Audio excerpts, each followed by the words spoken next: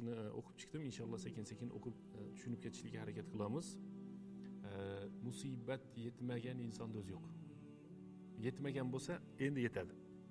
Chunki hayotda sunnat xuddi shunday. Har bir odamda yuragi siqilishi kerak. Har bir odam g'am tashvishga tushishi kerak. Har bir odamda muammo bo'lishi kerak va muammosiz odam bo'lmaydi. O'zi ya'ni so'zni ikkinchi tarafini oladigan bo'lsak, hayot muammodan iborat. Laqad xalaqnal insana fi kabad deyapti Alloh taolo. Demak, insonni biz qiyinchilik, muammo, o'sha nima har xil narsalarni ichida yaratganmiz deyapti Alloh taolo Qur'oni Karimda. O'zi nimaga yaralib, qayerda nima bo'layotganini tushunmasak, yana ham yaxshiroq yashaymiz-da. Nimaga deydi ba'zi bir odamlar, ishlarimiz orqaga ketyapti. Nimaga meni yuragim siqilyapti, nimaga unday bo'lyapman, nimaga qarzdor bo'lyapman, nimaga unday degan so'zlar ko'pchilikni o'ylantirib qo'yadi-da. Xuddiki shu odamga musibat kelganday yoki shu odamlar sinalayotganday hayotda yoki shu odamda nima deydi, problema, muammo bo'layotganday. Muammo hammada bo'ladi. Vaqti bilan bo'ladi. Biroda ko'proq, biroda kattaroq, biroda nima ko'rinishlari har xil bo'lishligi mumkin.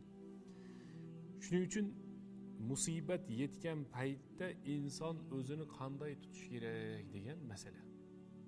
Musibatning ichida ham, masalan, odamlar musibatning ichida ham savoblarni olib chiqishlari mumkin. Yoki musibatning ichida ham bettar gunohlar bilan chiqishligi mumkin. Alloh taolo Qur'oni Karimda A'udhu billahi minash shaytonir rojim. Allazina idza asabatuhum musibatun qalu inna lillahi va inna ilayhi roji'un deydi. Ularga musibat yetsa, ular biz Alloh taolonikimiz va Alloh taologa qaytamiz deb aytishadi deyapti. Misaliga bir hadis yodladik shekilga. Qaysi hadis edi? Ma yusibul muslima min nasabin wala wasabin wala hammin wala huznin wala adan. Nasabin va wasabin va hammin va huznin, hammasi g'am, tashvish, qayg'u, qiyinchilik, nasob, charchoq. G'ammin deganichi? G'amda. Hammun deganichi? Ikkalasi bir xil g'am. Al-hammu val g'am degan arab tilida, biz tilda g'am, qayg'u, tashvish, anduq deb tarjima qilinadi. Demak, yurak siqilishi hadisda oxirida hatta shavkata yushakuha. Bir insonga nima kirib ketsa, tikon sanchilsa deyapti. Illa kaffarallohu biha min xatoyahu. Alloh subhanahu va taolo mana shu narsa tufayli uni xatolarini kafforat qilib beradi, ya'ni almashtirib beradi va kechirib yuboradi. Demak, aqidamizni birinchisini bilib olaylik. Aqidamizni asosi shu bo'lsinki, musibat albatta keladi. Birovlarga aytolmayotgan musibatlaringlar bor. Odamlar xabar topgan musibatlar bor. Qiyinchilik bo'layotgan musibatlar bor. Biz e'tiqod qilaylikki, bu dunyo salomatchilik joyi emas. O'zi bir hadis bor payg'ambarimiz sollallohu alayhi vasallam. Ad-dunya mal'un degan. Bu dunyo la'nat. To'g'rimi? Va mal'unun va ma fiha. Dunyoning ichidagi hamma narsa la'natlandi degan. Hadisda payg'ambarimiz sollallohu alayhi vasallam. Illa zikrulloh. Allohning zikri va alim va mutaallim, ustoz shogird bo'lib deb dars olishlik. Birinchi, demak, muqaddima qiladigan bo'lsak, mo'min, musulmon inson bilib qo'ysinki, dunyoda musibat bor. Ahasiban nasu an yutraku an yaqulu amanna va hum la yuftanun va laqad fatanna allazina min qablihim. Bu insonlar iymon keltirdik, ana endi biz fitnalanmaymiz deb o'ylab o'tirishibdimi deyapti Alloh taolo. Bulardan avvalgilarga ham sinovlar kelgan, bularga ham albatta sinov keladi deyapti. O'zi tarixda masalan ba'zi bir odamlarga sinov kelmasa, ular hijolat bo'lishgan. Sinov kelmasa, ular hijolat bo'lishgan. Haligi savol chiqyapti endi bu yerda. Nima sababdan endi dunyoda haligi shikoyat qilayotgan odamlar bor-da. Nimaga endi men og'rib qolaman? Nimaga endi men qarz bo'lib qoldim? Nimaga endi unday bo'lib qoldi? Nimaga endi bunday bo'lib qoldi? Siz nimani xohlayapsiz deb so'rashimiz kerak. Sizga nima kerak o'zi? Tasavvur qiling. Bu odam bir umr og'irmash kerak ekan. Bir umr qarz bo'lmash kerak ekan. O'zima og'irmash kerak degani eng katta masala bu. Nimaga men og'rib qoldim degan odamlar da eshitasiz-da. Demak, bu men bir umr kasal bo'lmashim kerak deyapti. Xo'p. Bir umr qarz bo'lmash kerak ekan. Yana bitta ikkita narsani aytyapti. Bu qayerda aytyapti o'sha hozir? Nimani aytyapti bu? Uni adresini tushunib olmaylikmi shu odamni? Qayerda aytyapti bu? Dunyoda aytmayapti bu. Bu jannatda aytyapti. Jannatda gripp bo'lib qolgan odam, Apteka yo'q u jannatda, to'g'rimi? Gripp bo'lsa ham apteka yo'q. O'zi gripp bo'ladimi, koronavirus bo'ladimi yo boshqa bo'ladimi? O'zi umuman jannatda og'rib qoladimi odam? Yo avariya bo'lib ketadimi jannatda? Masalan, biroq qarz olib ketadimi jannatga kirgan, qarzdan boshim chiqmadi, Firdavsdan o'tsam, Adinga, Adindan o'tsam, Narginga deb, hech qarz quvlab yuribdi. Kulgilikda endi yo'qda chunki bu narsa. Jannatda yiqilib tushmayotgan, og'rib qolmayotgan va shu dunyodagi narsalar, men bitta ikkitasini misol keltiryapman xolos. Shu narsalarni birortasi jannatda bo'lmaydi, u yerga yetib olish uchun bo'ladi-da bu dunyoda. O'sha joyga yetib olishlik uchun bu dunyoda bo'ladi-da. G'am, tashvish bo'ladi, sinov bo'ladi, buni bilib olishimiz kerak. Inson albatta sinaladi. Insonga o'zi xohlagan tarafidan, o'zi xohlamagan tarafidan, kutib turgan ba'zi tarafidan, ba'zan kutmagan tarafidan sinovlar kelib qoladi. O'zi ham bilmaydi. Nimaga? Va bashiris sobirin. Sabrli insonlarga bashorat beringlar. Allazina iza asabathum musibatun qalu inna lillah.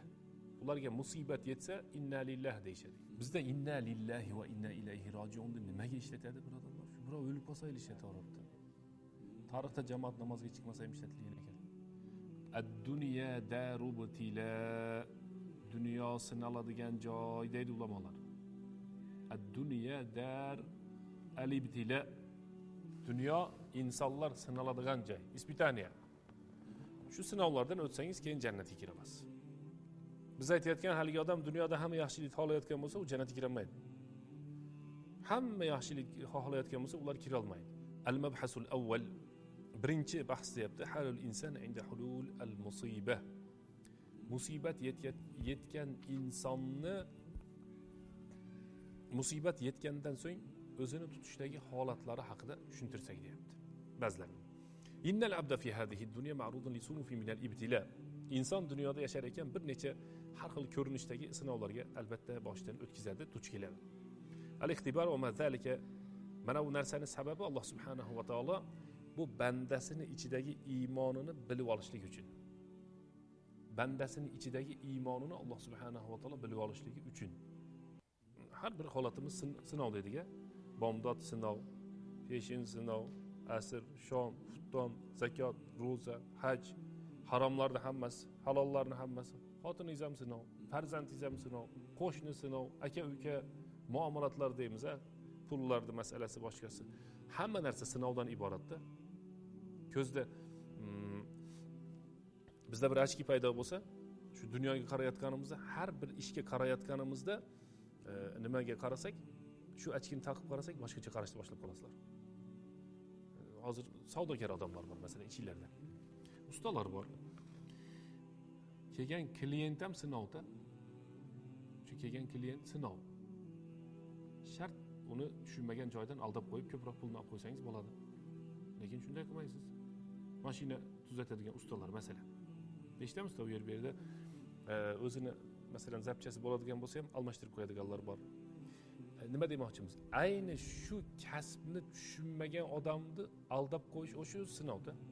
Alloh subhanahu va taolo Qur'oni Karimda allazi xalaqal mavta val hayata liyabluwakum ayyukum ahsanu amala degan oyat kalima tushirdi. Tarjimasi yoki ma'nosi Alloh subhanahu va taolo o'limni so'ngra hayotni yaratdi. Albatta sizlarni qaysilaringiz yaxshi, go'zal amal qiladi degan deb yaratdi deyapti. Demak, bu dunyoga Alloh taolo kim chiroyli amal qilar ekan deb yaratdi, boshqa maqsad yo'q. Oyat karimada Alloh taolo ma xalaqtul jinni val insa illa liya'budun deyapti.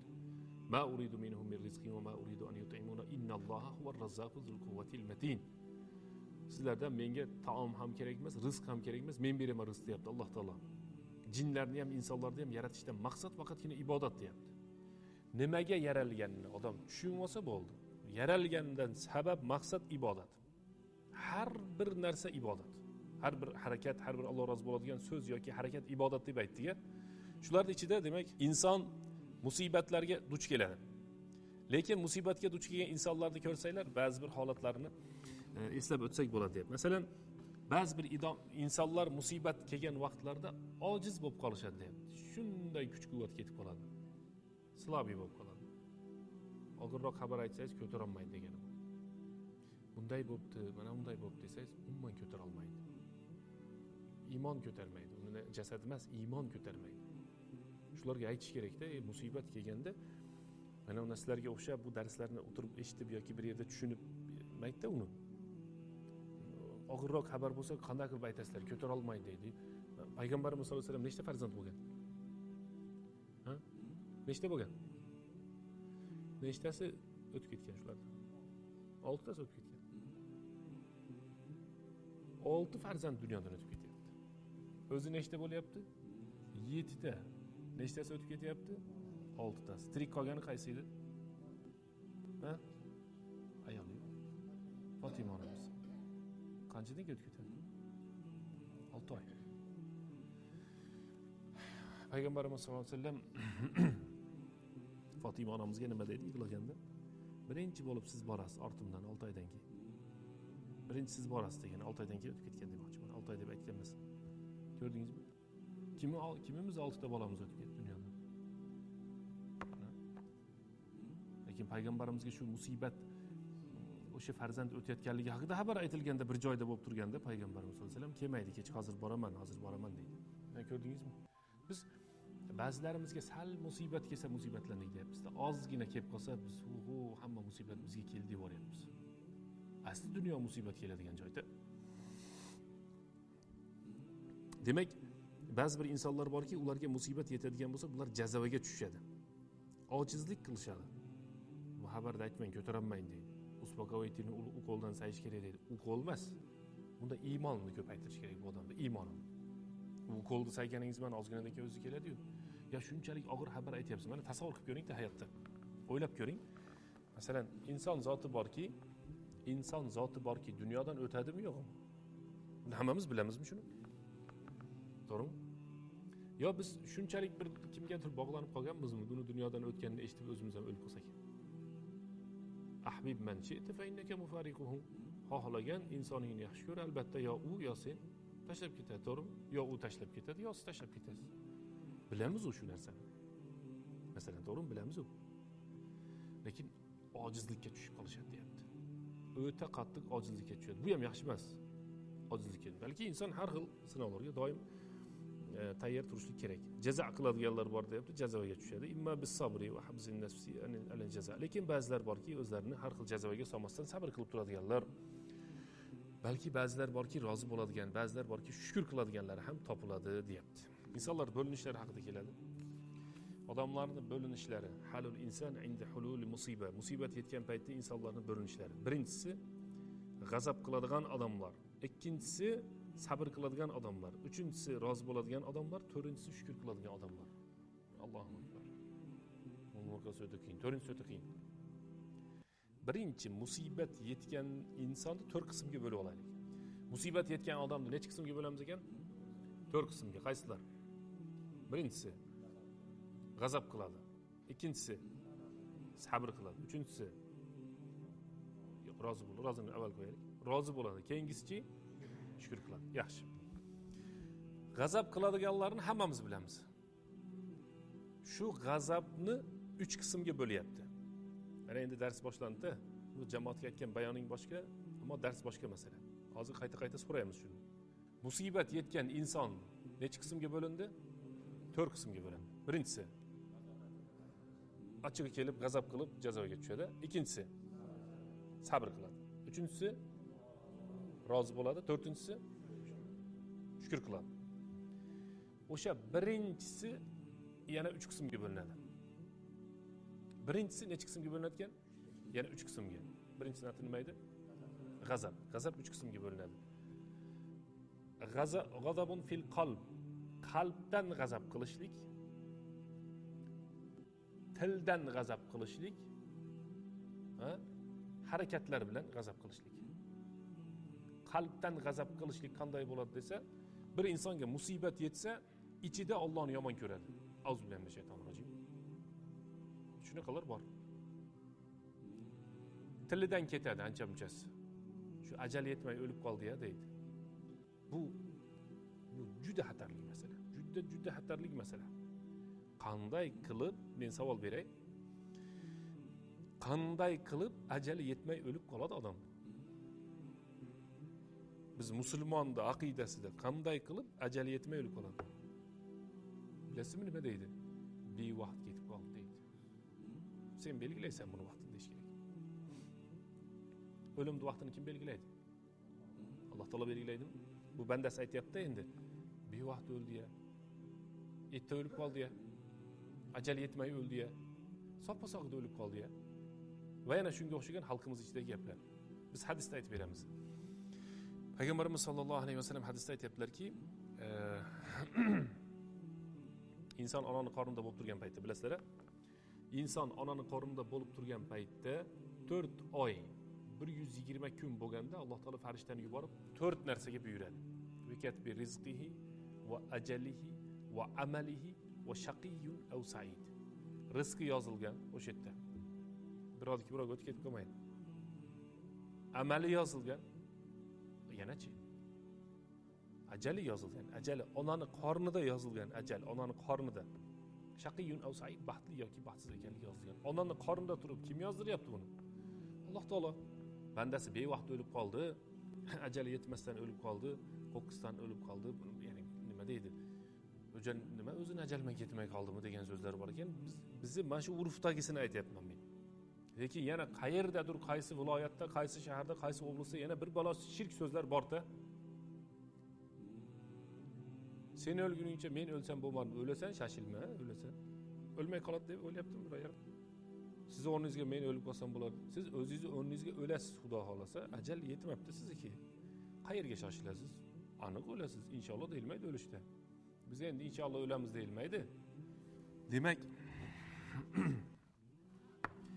insonni qalbida bu musibat yetgandagi g'azab qilayotgan odamni g'azabini qismlarini o'tyapmiz.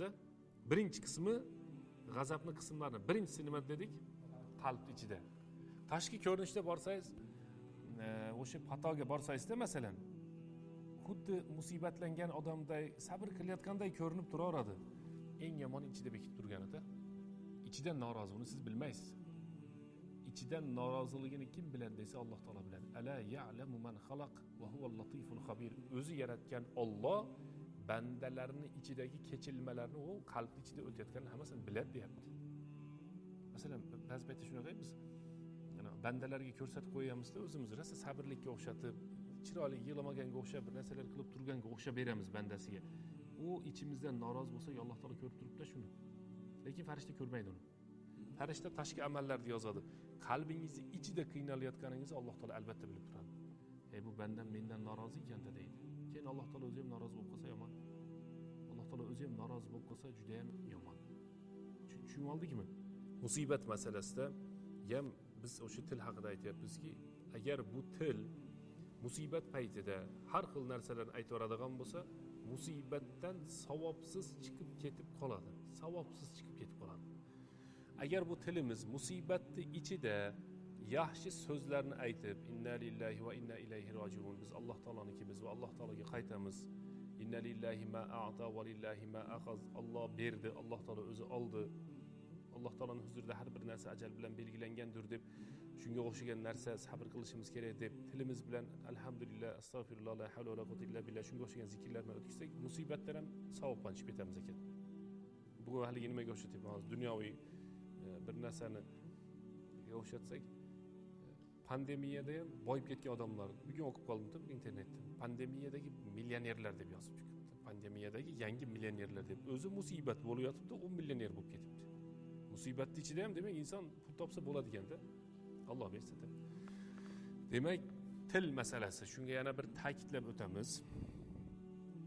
Masalan, ba'zi bir odamlar aytadi, bevaqt o'lib qoldi-ya deydi. Ajali yetmay ketib qoldi-ya deydi. Bu o'lganligi haqida musibatni eshitgandan keyingi so'zi. Yana bir qismi borki, ba'zilar aytadi, bu o'sha paytdagi eshitgan so'z bo'lsa, ba'zi bir odamlar o'likni yaqinlari bo'lsa, o'lik qarab aytishadi. Endi men qanday qilib yashayman deydi. Suyangan tog'imiz, bog'imiz, endi kim bizni qaraydi? Sizsiz hayot qanday bo'ladi? Shunga o'xshagan haligi nima deydi bunday? E'tiqodda to'g'ri kelmaydigan so'zlarda kimlarga tashab ketdingiz deydi. To'g'rimi? O'sha gaplar bor. endi qanday yashayman, shunga o'xshagan o'sha yerda ham til ketyapti. Demak, til bilan musibatni savobsizlantirish, ya'ni til bilan savobsizlantirish. Misal aytayotgandik, yig'lasa bo'ladimi yo'qmi deb. O'zi aslida musibat yetgan oilada, musibat yetgan uyda yig'lasa bo'ladimi yo'qmi degan savol belgisi bor. Biz ba'zilarni ko'ryapmiz, umuman yig'lashdan ham to'xtatib yuboryapti. Yig'lama. O'chir ovozingni, umuman yig'lamagin deb aytyapti ba'zilar. To'g'rimi, noto'g'rimi bu? Yig'lasa bo'ladimi, bo'lmaydimi? Bo'ladi. Nimadan qaytarilgan unda? Nimadan qaytarilgan? Ha? Shirkka olib boradigan so'zlardan qaytarilgan. Payg'ambarimiz sollallohu alayhi vasallam o'zi ham yig'lagan, to'g'rimi? Ibrohim o'tganda yoki boshqa. Demak, yig'lasa, yaxshi ko'rgan odamdan ajrasa, inson qiylanadi. Yig'i kelayotgan bo'lsa yo boshqa bo'lsa, biz endi shunday holatlarni ko'rdik. Borib yig'lamanglar, yig'lasa bo'lmaydi ekan deyapti. Shu yerda adashib qolmaylik. Yig'lasa bo'lmaydi ekanga dalil kerak. Yig'lasa bo'lmaydi ekanga dalil kerak. Nimaga bo'lmaydi deb, bu nimadan qaytaryapti bu inson?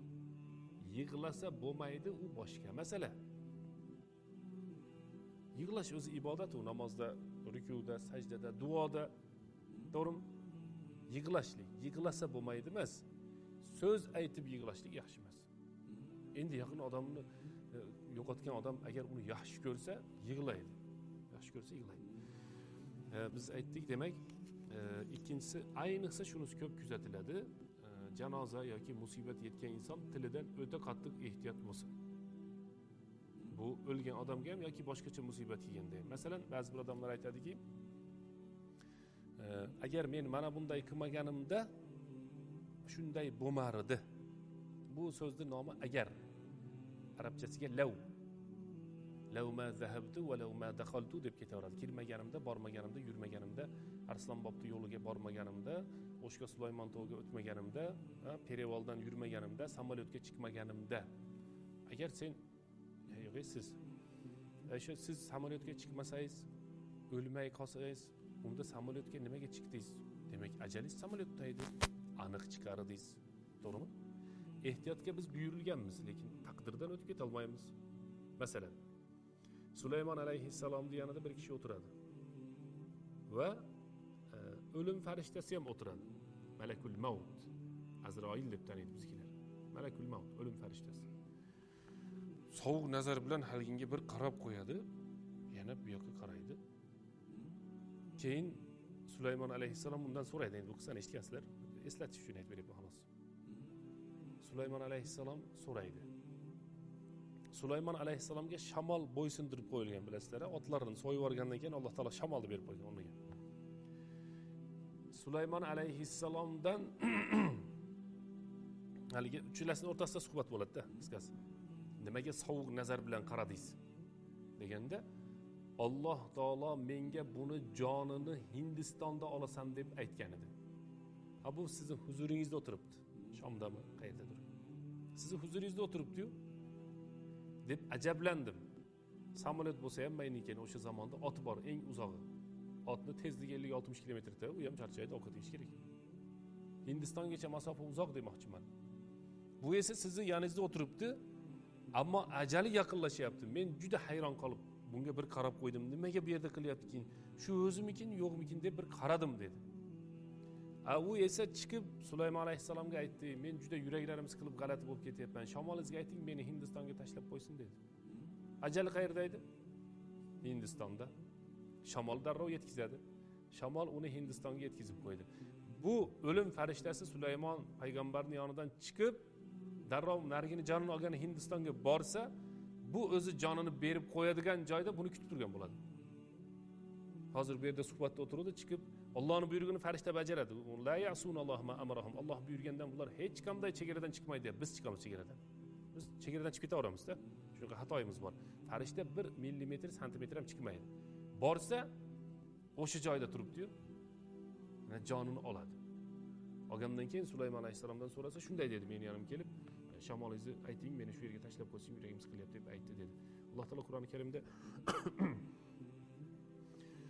Aynama takunu yudrikkumul maut وَلَوْ كُنْتُمْ فِي بُرُوجٍ مُشَيَّدَةٍ degan oyat tushirgan. Sizlar qayerdan bo'lishing, qayerda bo'lishlaringdan qat'iy nazar o'lim sizlarning ustingga yetib boradi deyapti. Davomida وَلَوْ كُنْتُمْ فِي بُرُوجٍ مُشَيَّدَةٍ juda ham mahkam qurilgan qasrlarning ichida bo'lsanglar ham deyapti. Shuning uchun biz aytamizki, jamoatimizga bir insonning ajali yozilgan Sheyx Said al-Kummali aytadi. Aytadiki, men odamlardan ajablanishidan ajablanaman deydi. Ajablangan odamlarni ajablanishidan ajablanaman deydi. Buni ma'nosi bir odam yoshidi-ya, soppa-sog'idi-ya, o'lib qoldi-ya degan so'zidan uni ajablanayotganidan men ajablanaman. Yosh bo'lsa ham mayli, xo'p, unday hamma sifatlarda ayting, sog'idi, palonchi, pistonchi edi. Ne odam edi-yu, bu to'g'rimi? Issiq jon edi-yu. Jonning nihoyasi nima? O'lim. Qanday yashashga bog'liq xolos. O'lib qoldi-ya deb ajablangandan ajablanaman deb. O'lib qoladi-da endi, ajal yetsa o'lib qoladi-da, boshqa nima qiladi? Masalan, bizda bir shablon yo qonun qoida bormi? Albatta 60 ga kirish shart yoki o'lish uchun albatta og'rib qolishi shart degan. Og'rimay ham o'lishi mumkinmi odam? Mumkin-u. Yosh o'lishi mumkinmi odam? Mumkin. Nimaga ajablanamiz? Qarib turib ham o'lmay turaverishi mumkin. 80, 90, 100 ga kirib ketishi mumkin masalan odam. Nimaga desa, Alloh taolo unga umr berib qo'yibdi. Men bugun bitta shunaqa odam bilan ko'rishdim. Juda qarib ketgan ekan. Juda qarib ketgan. Payg'ambarimiz sollallohu alayhi vasallam hadisda: "Ey Robbim, meni shunday o'ta qattiq qarib, xor bo'lib qarishdan panoh tilayman" degan. Sizlar ham tilaylar shunaqa. Kelindi, o'g'ildi, qizni, nevarani qo'liga qarab qolib, baribir o'lgandan ko'ra Alloh taolodan duo qilib, salomat yashab, salomat o'tishni so'rash kerak inson. Uni hali hojatxonaga birov olib borib qo'yadigan, og'ziga qoshlab ovqatni birov solib qo'yib, tagini birov tozalab qo'yib, seni o'tirgan joyini qarab, turishini, yurishini qarab ichida aytib yomon ko'rgandan ko'ra, inson salomat yashab, salomat o'tish kerak. Baribir inson o'tadi. Haligi odamni men bir ko'rishdim, masalan, ko'rishib qo'llariga o'ziga qarasangiz, qanday yashayapti deydigan holatda katta bir kasal odam. Lekin ba'zi bir yosh yigitlarda o'lganida ko'rasiz, badan salomat hamma yo'q zo'r, lekin o'lib qoldi-da. Badanda salomatchiligi ham qaramaydi. Qavm qarindosh, tanish, bilish, falonchi, pistonchi, allonchiga hech narsaga qaramaydi.